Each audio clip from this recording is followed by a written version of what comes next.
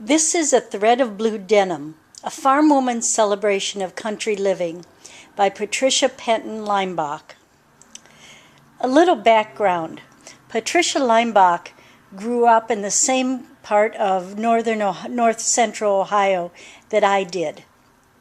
So her essays touch home with me. Now, whether or not I can get through a literary landscape without choking up, I usually can't, but we'll see. This is one of her essays. There is a very special sort of young girl who will pass the summer oblivious to heat and household routine, picnics and pool parties, vacation and vexation.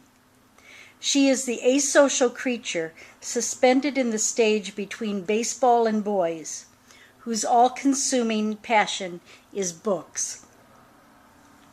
She eats her cornflakes with a book, washes dishes in the shadow of a book, and spends the balance of the day sprawled sideways in an armchair with a book. At night, she kicks her jeans across the base of her bedroom door to conceal the fact that she's reading in bed.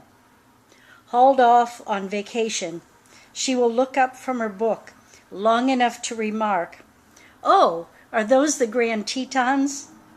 It's an insufferable stage. I'd love to live it over again. I have always promoted literature as a vehicle that transports the individual into all the world. In reality, nothing I ever read took me more than a few miles from home. Literature only succeeded in bringing the whole world to me.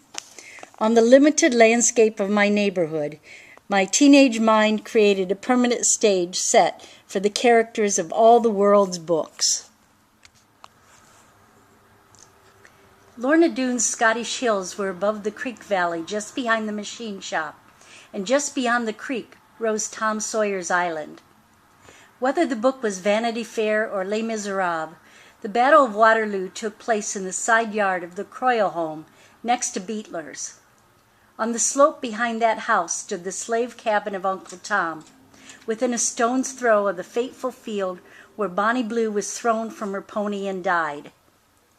Most of Poe's chilling stories took place in the Croyle house. The telltale heart beat from beneath the floorboards of the northeast bedroom, in the very room where Raskolnikov much later killed the old lady in Crime and Punishment.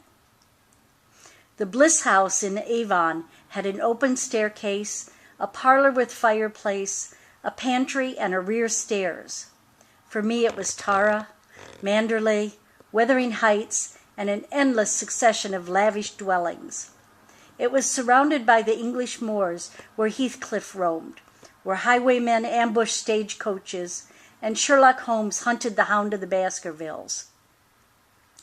David Copperfield was born in my grandmother's kitchen. Cyrano de Bergerac played his great bakery scene in Thomas's Bakery in Amherst. Greece, Rome, the Orient, and ancient Egypt all had specific locations in that crowded territory. No matter how my literary horizons expand, they are confined to the physical setting of my childhood, between 10 and 16. I have only to close my eyes and ponder, and I can direct you to any one of 1,000 fictional spots.